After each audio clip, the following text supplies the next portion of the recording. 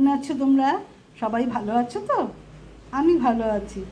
দেখো, আজকে একটা দারুণ টেস্টি মুখরোচক খাবার বানাবো। তার জন্য আমি একটুখানি প্রথমে বেসন নিয়ে নিয়েছি।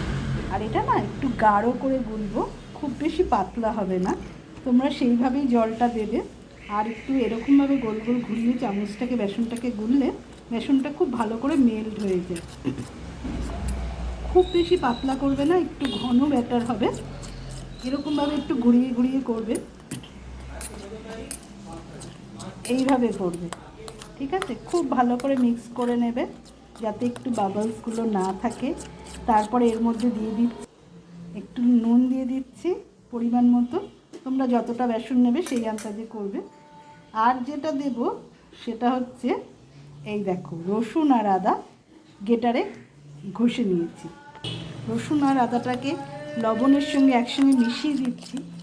এত কম সময়ে আর এত টেস্টি মুখরোচক খাবার হয়, তোমরা বলবে দিদি ঠিক আছে আমরাও এইভাবে বানাবো।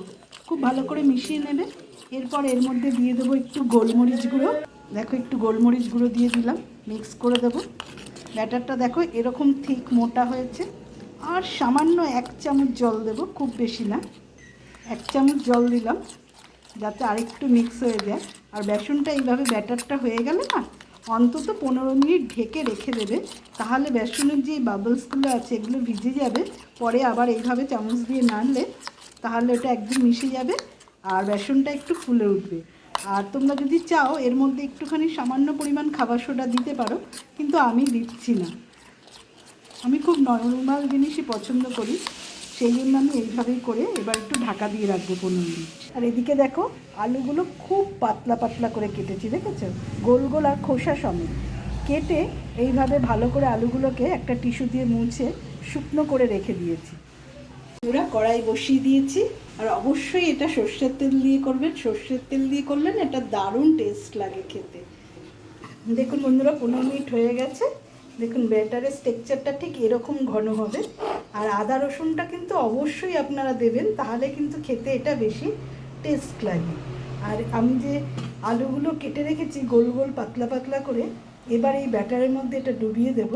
ডুবিয়ে দিয়ে একটা হাতের সাহায্যে এইভাবে দেখুন আমি করছি। দেখুন ব্যাটারটা ঘন দেখে দু পিঠে সমানভাবে ব্যাটারটা লাগছে আলুর, দেখতে পেয়েছেন? দেখুন কি সুন্দর দু পিঠে লেগেছে। পাতলা হলে এটা পড়ে যেত। তেল গরম হয়ে গেছে, এবার একটা একটা করে ছেড়ে দেবো। আর আঁচ কমিয়ে করবেন একদম, কিন্তু আঁচ বাড়িয়ে করলে এটা পুড়ে যাবে।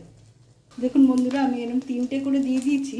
আর এখানে আমি চন্দ্রমুখী আলু নিয়েছি আর আঁচটা কমিয়ে দিয়েছি দেখে দেখুন খুব আস্তে আস্তে হচ্ছে, তাতে আলুটাও বয়েল হবে আর বেসনটাও পারফেক্ট ভাজা হবে।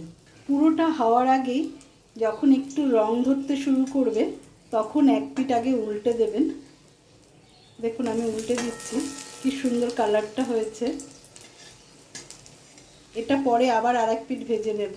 এরকমভাবে এগুলো সবকটা উল্টে দেবো।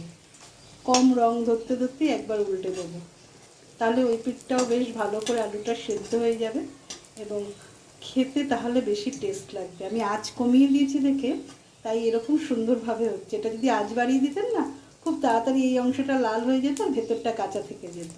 তাই এরকমভাবে আঁচ কমিয়ে করবেন। আর এটা মুড়ির সঙ্গেও খেতে খুব ভালো লাগে, গরম ভাতে মাখন দিয়েও ভালো লাগে, আবার ডালের সাথেও দিতে পারেন।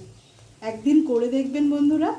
তবে অবশ্যই এটা কুমড়ো বা অন্য কিছু দিয়ে করবেন না, কেন আদা রসুনের পেস্টটা আলুর সাথেই বেশি টেস্ট যায়, কুমড়োর সঙ্গে ভালো লাগে না। সেই জন্য আপনারা এটা কুমড়ো দিয়ে বা বেগুন দিয়ে ট্রাই করবেন না। কি সুন্দর ভাজা হয়ে গেছে আর এখন একটু ফুলে উঠেছে, দেখেছেন? যেরকম আমরা দোকানে আলুর চপ খাই সেরকম ফুলে উঠেছে। একটু আমি কড়া করে এরপর ভেজে নিয়েছি, আঁচ কমিয়েই কড়া করেছি। এত ভালো লাগবে না খেতে, ডাল দিয়ে মুড়ি দিয়ে যেইভাবেই হোক খাবেন। পরে আমি এটা আর একটা অ্যাড করেছিলাম, তাই 4 পিস হয়ে গেছে। দেখুন বন্ধুরা কেমন হয়েছে। এই জিনিসটাই যদি আপনারা বড় করতে চান তাহলে এই আলুর পিসটা আর একটু বড় আলু নেবেন, তাহলে সেইটা দিয়ে করলে আরও বড় বড় আলুর চপের মতন একদম দেখতে লাগবে। আর এত খাস্তা হয়েছে আর এত খেতে ভালো লাগবে, আপনারা নিশ্চয়ই অবশ্যই ট্রাই করে দেখবেন। সব কটা একদম খাস্তা হয়েছে। আর যদি এই ব্যাটারটার মধ্যে, যেই ব্যাটারটা আমি করেছি, এই ব্যাটারটার মধ্যে আরেকভাবে করা যায়, সেটা হচ্ছে ডিম সেদ্ধ করে ডিমগুলোকে যদি এরকম পাতলা পাতলা পিস করে এই বেসনের মধ্যে চুবিয়ে ভাজেন, দেখবেন দুর্দান্ত টেস্ট লাগবে। ভালো লাগলে বন্ধুরা কমেন্ট করবেন আর জানাবেন কেমন হয়েছে। সবাইকে আমার অনেক ভালোবাসা, তোমরা যারা আমার চ্যানেলটা দেখছো যখন যা ইচ্ছে, তার জন্য সবাইকে আরেকবার ধন্যবাদ দিচ্ছি। এইভাবেই আমার পাশে থেকো।